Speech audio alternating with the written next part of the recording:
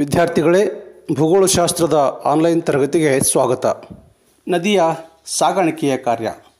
ನದಿಯು ತನ್ನ ಪಾತ್ರದಲ್ಲಿ ಕೊರೆದಂಥ ಶಿಲಾವಸ್ತುಗಳನ್ನು ಸಾಗಿಸುವಂಥ ಒಂದು ಪ್ರಕ್ರಿಯೆಯನ್ನು ಏನು ಹೊಂದಿರ್ತಾ ಇದೆ, ಆ ಒಂದು ಕ್ರಿಯೆಯನ್ನೇ ಅಥವಾ ಆ ಕಾರ್ಯವನ್ನೇ ನದಿಯ ಸಾಗಾಣಿಕೆ ಎಂದು ಕರೆಯಲಾಗ್ತಾ ಇದೆ. ಸವೆತಕ್ಕೆ ಒಳಪಟ್ಟಿರತಕ್ಕಂಥ ಶಿಲಾಮಯ ವಸ್ತುಗಳನ್ನು ನದಿಯು ಹೊತ್ತು ಒಯ್ಯುವಂಥ ಆ ಭಾರ ವಸ್ತುಗಳನ್ನೇ ನದಿಯ ಭಾರ ವಸ್ತುಗಳು ಎಂದು ಕರೆಯಲಾಗ್ತಾ ಇದೆ. ಹಾಗಾದರೆ ಈ ನದಿಯ ಸಾಗಾಣಿಕೆಯ ಸಾಮರ್ಥ್ಯವು ಮುಖ್ಯವಾಗಿ ನೀರಿನ ವೇಗ ಮತ್ತು ನೀರಿನ ಪ್ರಮಾಣವನ್ನು ಮತ್ತು ನದಿಯ ಭಾರ ವಸ್ತುಗಳನ್ನು ಹಾಗೂ ಆ ನದಿಯು ಸಾಗಿ ಹೋಗ್ತಕ್ಕಂಥ ನದಿ ಪಾತ್ರದ ಇಳಿಜಾರನ್ನು ಇಲ್ಲೇ ಅವಲಂಬಿಸಿರ್ತಕ್ಕಂಥದ್ದು ಇಲ್ಲಿ ಕಂಡು ಬರ್ತಾ ಇದೆ. ನದಿಯ ಸಾಗಾಣಿಕೆ ಮತ್ತು ಅಲ್ಪ ಪ್ರಮಾಣದ ಸಂಚಯನ ಕಾರ್ಯವು ಈ ನದಿಯ ಮಧ್ಯ ಕಣಿವೆಯ ಪಾತ್ರದಲ್ಲಿ ಏರ್ಪಡ್ತಾ ಇದೆ. ಹೀಗಾಗಿ ನದಿಯ ಸಾಗಾಣಿಕೆಯ ಕಾರ್ಯ ನದಿಯ ಮಧ್ಯ ಕಣಿವೆಯಲ್ಲಿ ಮಧ್ಯ ಪಾತ್ರದಲ್ಲಿ ಏರ್ಪಡ್ತಕ್ಕಂಥ ನದಿಯ ಪ್ರಧಾನ ಕಾರ್ಯವಾಗಿ ಇಲ್ಲೇ ನಾವು ಗುರುತಿಸಬಹುದು. ಈ ಸಾಗಾಣಿಕೆ ಕಾರ್ಯದಲ್ಲಿ ಸ್ವಲ್ಪ ವಸ್ತುಗಳು ನದಿಯ ಒಂದು ಪಾತ್ರದಲ್ಲಿ ಈ ಮಧ್ಯ ಕಣಿವೆ ಪಾತ್ರದಲ್ಲಿ ಅಲ್ಲಿ ಸಂಚಯನಗೊಳ್ತಕ್ಕಂಥ ಸಾಧ್ಯತೆಯು ಕೂಡ ಏರ್ಪಡ್ತಾ ಇದೆ. ಇದರಿಂದಾಗಿ ಇಲ್ಲಿ ಕೆಲವೊಂದಿಷ್ಟು ವಿಶಿಷ್ಟವಾಗಿರ್ತಕ್ಕಂಥ ಭೂಸ್ವರೂಪಗಳು ಇಲ್ಲಿ ನಿರ್ಮಾಣಗೊಳ್ತಾ ಇದೆ. ಅವುಗಳಲ್ಲಿ ಮೆಕ್ಕಲು ಬೀಸಣಿಕೆಗಳು ಅಂತಕ್ಕಂಥದ್ದು. ಮೆಕ್ಕಲು ಎಂಬ ಪದವು ನದಿಯ ಸಾಗಾಣಿಕೆ ಮತ್ತು ಸಂಚಯನ ಕಾರ್ಯದಿಂದ ಉಂಟಾಗಿರ್ತಕ್ಕಂಥ ಶಿಲಾಚೂರುಗಳಿಂದ ಇಲ್ಲೇ ಸಂಚಯಿಸಲ್ಪಟ್ಟಿರ್ತಕ್ಕಂಥ ಒಂದು ಭಾಗವಾಗಿ ಒಂದು ಭೂಸ್ವರೂಪವಾಗಿ ಇಲ್ಲೇ ಗುರುತಿಸಲ್ಪಟ್ಟಿರ್ತಾ ಇದೆ. ವೇಗವಾಗಿ ಹರಿಯುತ್ತಿರುವ ನದಿಯು ಪ್ರಸ್ಥಭೂಮಿ ಅಥವಾ ಮೈದಾನವನ್ನು ಪ್ರವೇಶಿಸಿದಾಗ ಒಮ್ಮೆಲೆ ಇಳಿಜಾರು ಕ್ಷೀಣಿಸಿ ಹೋಗೋದ್ರಿಂದ ಅದರ ಮಾರ್ಗದಲ್ಲಿ ಅಡಚಣೆ ಉಂಟಾಗ್ತಾ ಇದೆ. ಆಗ ನೀರಿನ ವೇಗ ಕಡಿಮೆ ಆಗೋದ್ರಿಂದ ತಾವು ಹೊತ್ತೊಯ್ಯತಕ್ಕಂಥ ಭಾರವಾಗಿರ್ತಕ್ಕಂಥ ವಸ್ತುಗಳು ಅಲ್ಲಿ ಸಂಗ್ರಹಗೊಳ್ತಕ್ಕಂಥ ಸಾಧ್ಯತೆ ಆಗ್ತಾ ಇದೆ. ಇದರಿಂದ ಅಸಂಖ್ಯಾತ ಹಗುರವಾಗಿರ್ತಕ್ಕಂಥ ಶಿಲಾವಸ್ತುಗಳು ಚದುರಿ ಬೀಸಣಿಕೆಯ ಆಕಾರದಲ್ಲಿ ಅಲ್ಲಿಯೇ ಸಂಚಯನಗೊಳ್ತಕ್ಕಂಥ ಒಂದು ಇಲ್ಲಿ ಕ್ರಿಯೆ ನಡೀತಾ ಇದೆ. ಇಂತಹ ಭೂಸ್ವರೂಪಗಳನ್ನೇ ಮೆಕ್ಕಲು ಬೀಸಣಿಕೆ ಭೂಸ್ವರೂಪ ಎಂದು ಇಲ್ಲೇ ಹೆಸರಿಸಲಾಗ್ತಾ ಇದೆ. ವಿದ್ಯಾರ್ಥಿಗಳೇ, ಇಂಥ ಮೆಕ್ಕಲು ಬೀಸಣಿಕೆಯ ಆಕಾರದ ಭೂಸ್ವರೂಪಗಳು ನದಿಯ ಸಾಗಾಣಿಕೆ ಕಾರ್ಯದಲ್ಲಿ ನದಿಯ ಮಧ್ಯ ಕಣಿವೆಯನ್ನು ಇಲ್ಲೇ ಪ್ರವೇಶಿಸಿದ ನಂತರ ನೀರಿನ ವೇಗ ಕಡಿಮೆ ಆಗೋದ್ರಿಂದ ಭಾರವಾದಂಥ ವಸ್ತುಗಳು ಅಲ್ಲಲ್ಲಿ ಚೆದರಿಕೊಂಡು ವಿಸ್ತರಿಸಿಕೊಂಡು ಅದು ಮೇಲ್ಮುಖವಾಗಿ ಶಂಖಾಕೃತಿಯಲ್ಲಿ ವಿಸ್ತರಣೆಗೊಳ್ತಾ ಹೋಗ್ತಾ ಇದೆ.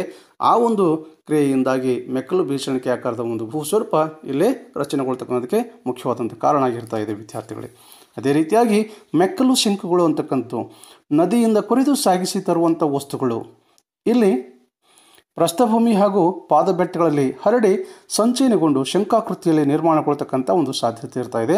ಹೀಗೆ ಶಂಖಾಕೃತಿಯಲ್ಲಿ ನಿರ್ಮಾಣಗೊಂಡಿರ್ತಕ್ಕಂಥ ಸಂಚಯಿತ ಒಂದು ಭೂಭಾಗವನ್ನೇ ಸ್ವರೂಪವನ್ನೇ ಮೆಕ್ಕಲು ಶಂಖುಗಳು ಎಂದು ಕರೆಯಲ್ಪಡ್ತಾ ಇದೆ. ವಿದ್ಯಾರ್ಥಿಗಳೇ, ಈ ರೀತಿಯಾಗಿ ಈ ಸಾಗಾಣಿಕೆಯ ಕಾರ್ಯ ಮಧ್ಯ ಕಣಿವೆಯಲ್ಲಿ ಏನು ಏರ್ಪಡ್ತಾ ಇದೆ, ಆ ಮಧ್ಯ ಕಣಿವೆಯ ಭಾಗದಲ್ಲಿ ನೀರಿನ ಒಂದು ಒತ್ತಡದ ಪ್ರಮಾಣ ಕಡಿಮೆ ಆಗ್ತಕ್ಕಂಥ ಒಂದು ಇಲ್ಲೇ ಕ್ರಿಯೆಯಿಂದಾಗಿ ಇಲ್ಲೇ ಸಾಮಾನ್ಯವಾಗಿ ಇಂಥ ವಿಶೇಷವಾದಂಥ ಭೂಸ್ವರೂಪಗಳು ನಿರ್ಮಾಣಗೊಳ್ತಕ್ಕಂಥದ್ದಕ್ಕೆ ಇಲ್ಲೇ ಅನುವು ಆಗ್ತಾ ಇದೆ.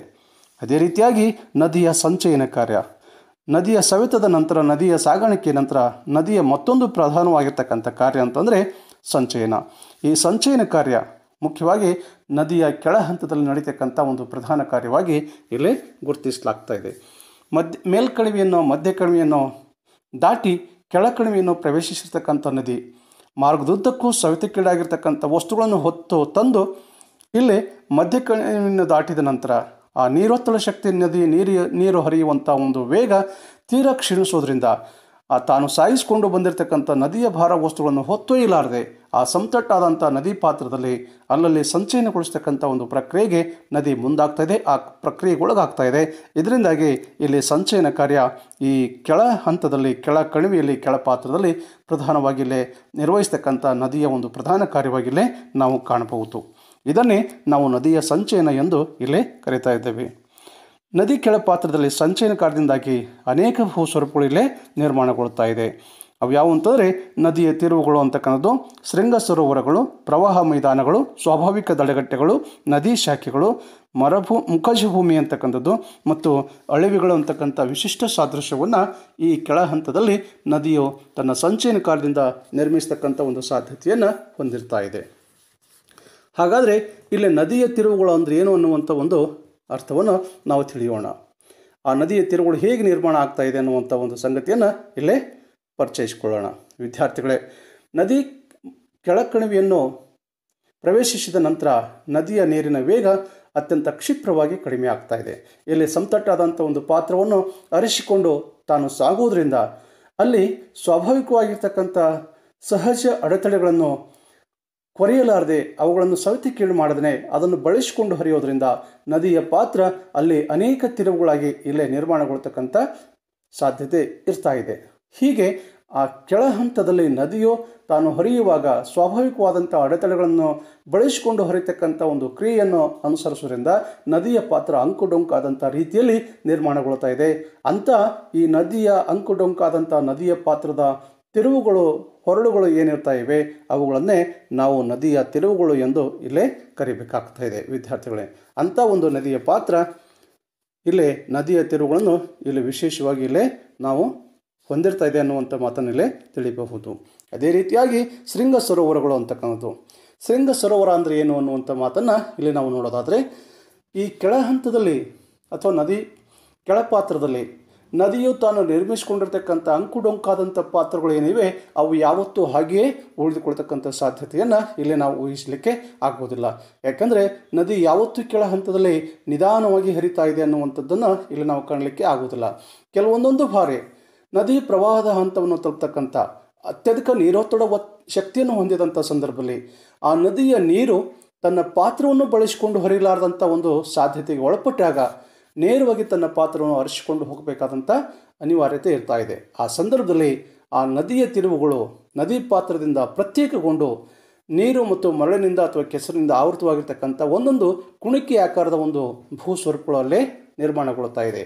ಹೀಗೆ ಆ ನದಿಯ ತೀರುಗಳು ಪ್ರತ್ಯೇಕಗೊಂಡು ಜಲಾವೃತವಾಗಿರ್ತಕ್ಕಂಥ ಕುಣಿಕೆ ಆಕಾರದ ಒಂದು ಭಾಗಗಳು ಏನಿವೆ ಅವುಗಳನ್ನೇ ನದಿಯ ಶೃಂಗ ಸರೋವರ ಅನ್ನುವಂಥ ರೀತಿಯಲ್ಲಿ ಹೆಸರಿಸಲಾಗ್ತಾ ಇದೆ ವಿದ್ಯಾರ್ಥಿಗಳೇ. ಅದೇ ರೀತಿಯಾಗಿ ಪ್ರವಾಹ ಮೈದಾನಗಳು ಕೂಡ ಇಲ್ಲೇ ರಚನೆಗೊಳ್ತಾ ಇದೆ ವಿದ್ಯಾರ್ಥಿಗಳೇ. ತಾವು ನೋಡಿರ್ಬೋದು, ಈ ಅತಿಯಾದಂಥ ಮಳೆ ಬೀಳ್ತಕ್ಕಂಥ ಸಂದರ್ಭದಲ್ಲಿ ಎಲ್ಲೆಲ್ಲಿ ಜಲಾಶಯಗಳಿವೆ ಆ ಜಲಾಶಯಗಳು ಅತಿಯಾದಂಥ ನೀರನ್ನು ಸಂಗ್ರಹಿಸ್ಕೊಳ್ತಕ್ಕಂಥ ಒಂದು ಸಂದರ್ಭ ಬಂದಾಗ ಅತಿಯಾದಂಥ ನೀರನ್ನು ಒಮ್ಮಿಂದೊಮ್ಮೆಲೆ ಅಣೆಕಟ್ಟೆಗಳ ಮುಖಾಂತರ ಹೊರಬಿಡುವುದರಿಂದ ನದಿ ಪಾತ್ರದಲ್ಲಿ ಪ್ರವಾಹಗಳು ಇಲ್ಲೇ ಹೆಚ್ಚಳಗೊಳ್ತಕ್ಕಂಥ ಸಾಧ್ಯತೆ ಇರ್ತಾ ಇದೆ. ಅಂಥ ಪ್ರವಾಹದಂಥ ಸಂದರ್ಭದಲ್ಲಿ ನದಿಯ ನೀರು ನದಿ ಪಾತ್ರವನ್ನು ಮೀರಿ ಆ ನದಿ ತೀರದ ಇಕ್ಕೆಲುಗಳಲ್ಲಿರ್ತಕ್ಕಂಥ ವಿಶಾಲವಾಗಿರ್ತಕ್ಕಂಥ ಪ್ರದೇಶದಲ್ಲಿ ಹಂಚಿಕೆಯಾಗಿ ಇಲ್ಲೇ ಹರಿಯುವಂಥ ಸಾಧ್ಯತೆ ಇರ್ತಾ ಇದೆ. ಈ ಸಂದರ್ಭದಲ್ಲಿ ಬಹುದೂರದಿಂದ ಸಾಗಿಸಿಕೊಂಡು ಬಂದಿರತಕ್ಕಂಥ ಹಗುರವಾಗಿರ್ತಕ್ಕಂಥ ಶಿಲಾಮಯ ಕಣಗಳನ್ನು ಆ ವಿಶಾಲವಾಗಿರ್ತಕ್ಕಂಥ ಪ್ರದೇಶದಲ್ಲಿ ಆ ನೀರು ಹಂಚಿಕೆಗೊಂಡಾಗ ನೀರಿನ ವೇಗ ಕಡಿಮೆ ಆಗೋದ್ರಿಂದ ತಾನು ಸಾಗಿಸಿಕೊಂಡು ಬಂದಿರತಕ್ಕಂಥ ಶಿಲಾಮಯ ಕಣಗಳು ಹಗುರವಾಗಿರ್ತಕ್ಕಂಥ ಶಿಲಾಕಣ ವಸ್ತುಗಳು ಆ ವಿಶಾಲವಾದಂಥ ಆ ಪ್ರದೇಶದಲ್ಲಿ ಸಂಚಯನಗೊಳ್ತಕ್ಕಂಥ ಒಂದು ಸಾಧ್ಯತೆ ಇರ್ತಾ ಇದೆ. ಆ ಪ್ರವಾಹದಂಥ ಸಂದರ್ಭದಲ್ಲಿ ತೀರದಾಚೆಗೆ ಸಂಚಯಿತಗೊಂಡು ಸಮತಟ್ಟಾದಂಥ ರೀತಿಯಲ್ಲಿ ಫಲವತ್ತಾದಂಥ ರೀತಿಯಲ್ಲಿ ನಿರ್ಮಾಣಗೊಂಡಿರ್ತಕ್ಕಂಥ ಆ ಪ್ರವಾಹದ ಒಂದು ಮೈದಾನ ಭಾಗವನ್ನೇ ನಾವು ಇಲ್ಲೇ ಪ್ರವಾಹ ಮೈದಾನಗಳು ಅಂತಕ್ಕಂಥ ಹೆಸರಿನಿಂದ ಅವುಗಳನ್ನು ಕರಿಬೇಕಾಗ್ತಾಯಿದೆ. ಅಂಥ ಸಮತಟ್ಟಾದಂಥ ಮೈದಾನವನ್ನು ಇವತ್ತು ಪ್ರವಾಹದಂಥ ಸಂದರ್ಭದಲ್ಲಿ ನಿರ್ಮಾಣಗೊಳಿಸಿರ್ತಕ್ಕಂಥ ನದಿಯ ಪ್ರವಾಹ ಮೈದಾನಗಳು ಎನ್ನುವಂಥ ರೀತಿಯಲ್ಲಿ ಕರೆಯಲಾಗ್ತಾ ಇದೆ. ಅದೇ ರೀತಿಯಾಗಿ ಇನ್ನೊಂದು ಸ್ವಾಭಾವಿಕ ತಡೆಗಟ್ಟೆ ಅಂತಕ್ಕಂಥದ್ದು. ಇಲ್ಲಿ ಪ್ರವಾಹ ಹಂತವನ್ನು ಹೊಂದಿರ್ತಾ ಇದೆ ಅಂತಂದರೆ ಯಾವತ್ತೂ ನದಿ ತೀರದಾಚೆಗೆ ವಿಸ್ತರಿಸಿಕೊಂಡು ಹರಿತಕ್ಕಂಥ ಸಾಧ್ಯತೆಯನ್ನು ಇವತ್ತು ನಾವು ಅಲ್ಲೇ ಕಾಣೋದಕ್ಕಾಗೋದಿಲ್ಲ. ಕೆಲವೊಮ್ಮೆ ಅದು ಏನಾಗ್ತಾ ಇದೆ ಅಂತಂದರೆ ನದಿ ತನ್ನ ಪಾತ್ರವನ್ನು ಮೀರಿ ಹರಿತಕ್ಕಂಥ ಸಂದರ್ಭದಲ್ಲಿ ಸಂಪೂರ್ಣವಾಗಿ ತೀರದಾಚೆಗೆ ವಿಸ್ತರಿಸಿಕೊಳ್ಳದೇ ನದಿ ತೀರಕ್ಕೆ ಅನುಸಾರವಾಗಿ ಇಲ್ಲೇ ಹರಿಯುವಾಗ ತಾನು ಸಾಗಿಸಿಕೊಂಡು ಬಂದಿರತಕ್ಕಂಥ ವಸ್ತುಗಳನ್ನು ನದಿಯ ದಡಗಳಲ್ಲಿ ಅಲ್ಲಿಯೇ ಒಟ್ಟಲುಗೊಳಿಸಿ ಸಂಚಯನಗೊಳಿಸಿ ಆ ನದಿ ತೀರ ಪ್ರದೇಶಕ್ಕಿಂತ ಮತ್ತು ಸುತ್ತಲಿನ ಮೈದಾನಕ್ಕಿಂತ ಹೆಚ್ಚು ಎತ್ತರದ ರೀತಿಯಲ್ಲಿ ಅಲ್ಲಿ ಸಾಗಿಸಿಕೊಂಡು ಬಂದಿರತಕ್ಕಂಥ ಶಿಲಾಮಯ ವಸ್ತುಗಳು ಸಂಚಯನಗೊಳ್ಳೋದ್ರಿಂದ ಅದು ಮೈದಾನ ಪ್ರದೇಶ ಮತ್ತು ನದಿಯ ತೀರದ ಅಂಚಿಗಿಂತ ಎತ್ತರದ ರೀತಿಯಲ್ಲಿ ರಚನೆಗೊಂಡಿರ್ತಕ್ಕಂಥ ಒಂದೊಂದು ಕಟ್ಟೆಗಳು ನಿರ್ಮಾಣಗೊಂಡಿರ್ತಾ ಇದೆ. ಅಂಥ ಈ ಸಂಚಯಿತ ಭಾಗವನ್ನೇ ಸ್ವಾಭಾವಿಕ ತಡೆಗಟ್ಟೆಗಳು ಅನ್ನುವಂಥ ರೀತಿಯಲ್ಲಿ ಕರೆಯಲ್ಪಡ್ತಾ ಇದೆ. ಅಂಥ ಸ್ವಾಭಾವಿಕ ತಡೆಗಟ್ಟೆಗಳು ನದಿಯ ಕೆಳಕಣಿವೆಯಲ್ಲಿ ಕೆಳ ಹಂತದಲ್ಲಿ ಕೆಳ ಪಾತ್ರದಲ್ಲಿ ಕೆಲವೊಂದೊಂದು ಬಾರಿ ನದಿಯ ಒಂದು ಪ್ರವಾಹದಂಥ ಇಂಥ ಸನ್ನಿವೇಶಗಳು ಜರುಗಿದಂಥ ಸಂದರ್ಭದಲ್ಲಿ ಇಂಥ ಸ್ವಾಭಾವಿಕ ತಡೆಗಟ್ಟೆಗಳು ಕೂಡ ನಿರ್ಮಾಣಗೊಳ್ತಕ್ಕಂಥ ಸಾಧ್ಯತೆ ಇರ್ತಾ ಇದೆ. ಹೀಗಾಗಿ ಸ್ವಾಭಾವಿಕ ತಡೆಗಟ್ಟೆ ನದಿಯ ಸಂಚಯನ ಕಾರ್ಯದಿಂದ ನಿರ್ಮಾಣಗೊಂಡಿರ್ತಕ್ಕಂಥ ಮತ್ತೊಂದು ವಿಶಿಷ್ಟ ಸ್ವರೂಪ ಅಂತಲೇ ಹೇಳ್ಬೋದು. ಅದೇ ರೀತಿಯಾಗಿ ನದಿಯ ಶಾಖೆಗಳು. ನದಿಯು ಸಮುದ್ರ ಅಥವಾ ಸಾಗರವನ್ನು ಸಮೀಪಿಸುತ್ತಿದ್ದಂತೆ ಇಳಿಜಾರು ಕಡಿಮೆಯಾಗಿ ಉಪನದಿಗಳು ಸೇರಲ್ಪಡುವುದರಿಂದ ನೀರಿನ ಪ್ರಮಾಣ ಹೆಚ್ಚಾಗ್ತಾ ಹೋಗ್ತಾ ಇದೆ. ಇದರಿಂದ ಮುಖ್ಯ ನದಿಯು ಹಲವಾರು ಕವಲುಗಳಾಗಿ ಒಡೆಯಲು ಅದು ಪ್ರಾರಂಭಿಸ್ತಾ ಇದೆ. ಇದರಿಂದ ಅಲ್ಲಿ ಅನೇಕ ನೀರಿನ ಶಾಖೆಗಳು ಇಲ್ಲಿ ಅಲ್ಲಿ ವಿಭಜನೆಗೊಳ್ತಕ್ಕಂಥ ಸಾಧ್ಯತೆ ಇರ್ತಾ ಇದೆ. ಅವುಗಳನ್ನೇ ಇಲ್ಲಿ ನಾವು ನದಿಯ ಶಾಖೆಗಳು ಅನ್ನುವಂಥ ರೀತಿಯಲ್ಲಿ ಕರಿತಾ ಇದ್ದೀವಿ. ಉದಾಹರಣೆಗೆ ಹುಗ್ಲಿ ನದಿ ಇರ್ಬೋದು, ಮಧುಮತಿ ಇರ್ಬೋದು, ಮೇಘನಾ ನದಿ ಭಾಗದಲ್ಲಿರ್ತಕ್ಕಂಥ ಅನೇಕ ನದಿ ಶಾಖೆಗಳನ್ನು ಇವತ್ತಿನ ದಿವಸ ನಾವಿಲ್ಲೇ ಗುರುತಿಸ್ಬೋದು. ಹುಗ್ಲಿ ಮತ್ತು ಮೇಘನಾ, ಮಧುಮತಿ ಇವೆಲ್ಲ ಗಂಗಾ ನದಿಯು ಬಂಗಾಳೋಪ ಸಾಗರವನ್ನು ಸೇರ್ತಕ್ಕಂಥ ಸಂದರ್ಭದಲ್ಲಿ ಅಂತ್ಯಭಾಗದಲ್ಲಿ ಅನೇಕ ಕವಲುಗಳಾಗಿ ವಿಂಗಡಣೆಗೊಂಡಿರ್ತಕ್ಕಂಥ ಒಂದು ದೃಶ್ಯವನ್ನು ನಾವೇ ನೋಡ್ತಾ ಇದ್ದೇವೆ. ಅವು ಇದಕ್ಕೆ ಸೂಕ್ತ ಉದಾಹರಣೆಯಾಗಿಲ್ಲೇ ಗುರುತಿಸಲ್ಪಡ್ತಾ ಇದೆ ವಿದ್ಯಾರ್ಥಿಗಳೇ. ಅದೇ ರೀತಿಯಾಗಿ ಮುಖಜ ಭೂಮಿ ಅಂತಕ್ಕಂಥದ್ದು. ಈ ಮುಖಜ ಭೂಮಿ ಅಂತಂದರೆ ಇದನ್ನೇ ನಾವು ಡೆಲ್ಟಾ ಅಂತಕ್ಕಂಥ ರೀತಿಯಲ್ಲಿ ಕರಿತಾ ಇದ್ದೇವೆ. ಈ ನದಿಯ ಅಂತ್ಯಭಾಗದಲ್ಲಿ ನದಿಯು ತಾನು ಸಾಗಿಸಿಕೊಂಡು ಬಂದಿರತಕ್ಕಂಥ ಹಗುರವಾಗಿರ್ತಕ್ಕಂಥ ಅಗಾಧ ಪ್ರಮಾಣದ ವಸ್ತುವನ್ನು ನದಿಯ ಅಂತ್ಯಭಾಗದಲ್ಲಿ ನದಿ ನೀರು ಅನೇಕ ಕವಲುಗಳಾಗಿ ಪಕ್ಷಿಪಾದಾಕೃತಿಯಲ್ಲಿ ವಿಸ್ತರಣೆಗೊಂಡು ತಾನು ಸಾಗಿಸಿಕೊಂಡು ಬಂದಿರತಕ್ಕಂಥ ವಿಶಾಲವಾಗಿರ್ತಕ್ಕಂಥ ಒಂದು ಪ್ರದೇಶದಲ್ಲಿ ಆ ಸಂಚಯಿತ ಮಣ್ಣನ್ನು ಅಲ್ಲಿ ಹಂಚಿಕೆಗೊಳಿಸೋದ್ರಿಂದ ಸಮತಟ್ಟಾದಂಥ ಫಲವತ್ತಾಗಿರ್ತಕ್ಕಂಥ ತ್ರಿಭುಜಾಕೃತಿಯಾಗಿರ್ತಕ್ಕಂಥ ಒಂದು ಮೈದಾನ ಭಾಗ ಆ ನದಿ ಮುಖಭಾಗದಲ್ಲಿ ನಿರ್ಮಾಣಗೊಳ್ತಾ ಇದೆ. ಅಂಥ ಒಂದು ವಿಶಿಷ್ಟವಾಗಿರ್ತಕ್ಕಂಥ ಸಾದೃಶ್ಯ ನದಿಯ ಕೆಳಕಣಿವೆಯಲ್ಲಿ ಇಲ್ಲಿ ಏನೋ ನಿರ್ಮಾಣಗೊಳ್ತಾ ಇದೆ. ಅದನ್ನೇ ನಾವು ನದಿಯ ಮುಖಜ ಭೂಮಿ ಅಂತಕ್ಕಂಥ ರೀತಿಯಲ್ಲಿ ಕರಿತಾ ಇದ್ದೇವೆ. ಅದೇ ರೀತಿಯಾಗಿ ಮತ್ತೊಂದು ಒಂದು ಸಾದೃಶ್ಯ ನದಿಯ ಕೆಳ ಹಂತದಲ್ಲಿ ನಿರ್ಮಾಣಗೊಳ್ತಕ್ಕಂಥ ಒಂದು ಭೂ ಸ್ವರೂಪ ಯಾವುದಾದ್ರೂ ಇದ್ದರೆ ಅದು ಅಳಿವಿಗಳು ಅಂತಕ್ಕಂಥದ್ದು. ಅಳಿವಿಗಳು ನದಿಯ ಮುಖಜ ಭಾಗದಲ್ಲಿ ಅತಿ ಕಿರಿದಾದಂಥ ಲಕ್ಷಣಗಳಿಂದ ಕೂಡಿರ್ತಕ್ಕಂಥ ಒಂದು ಸಾದೃಶ್ಯವಾಗಿದ್ದು ಉಬ್ಬರವಿಳಿತಗಳ ಪರಿಣಾಮವಾಗಿ ಇದು ನಿರ್ಮಾಣಗೊಳ್ತಕ್ಕಂಥ ಸಾಧ್ಯತೆ ಇರ್ತಾ ಇದೆ. ಕ್ರಮೇಣ ವಿಸ್ತಾರವಾಗ್ತಾ ಹೋಗ್ತಕ್ಕಂಥದ್ದು ಕೂಡ ಸಾಧ್ಯ ಇರ್ತಾ ಇದೆ. ಅಳಿವಿಗಳಲ್ಲಿ ನದಿಯ ನೀರು ಸಮುದ್ರದ ನೀರಿನೊಡನೆ ಮಿಶ್ರಣಗೊಂಡು ಇಲ್ಲೇ ಜಲಾವೃತಗೊಂಡಿರ್ತಕ್ಕಂಥ ಒಂದು ಕಿರಿದಾದಂಥ ಒಂದು ನೀರಿನ ಭಾಗವನ್ನೇ ನಾವಿಲ್ಲಿ ಸಾಮಾನ್ಯವಾಗಿ ಅಳಿವೆಗಳು ಅಂತಕ್ಕಂಥದ್ದನ್ನು ಇಲ್ಲಿ ನಾವು ಹೇಳ್ತಾ ಇದ್ದೇವೆ.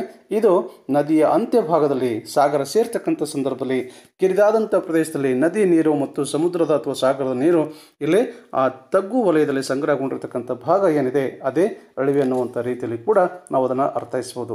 ಉದಾಹರಣೆಗೆ ನರ್ಮದಾ ನದಿ ಅಳಿವೆಗಳು, ಕಾಳಿ ನದಿ ಅಳಿವೆಗಳು, ನೇತ್ರಾವತಿ ನದಿ ಅಳಿವೆಗಳು ಅಂತಕ್ಕಂಥ ರೀತಿಯಲ್ಲಿ ಹೀಗೆ ವಿಶೇಷವಾದಂಥ ಒಂದು ನದಿ ಪಾತ್ರದಲ್ಲಿ ಇಲ್ಲಿ ಕೆಳ ಹಂತದಲ್ಲಿ ಅಂತ್ಯಭಾಗದಲ್ಲಿ ಇಂಥ ಜಲಾವೃತವಾಗಿರ್ತಕ್ಕಂಥ ಕಿರಿದಾದಂಥ ಒಂದೊಂದು ಭೂ ಸ್ವರೂಪಗಳಲ್ಲಿ ರಚನೆಗೊಂಡಿರ್ತಾ ಇದೆ.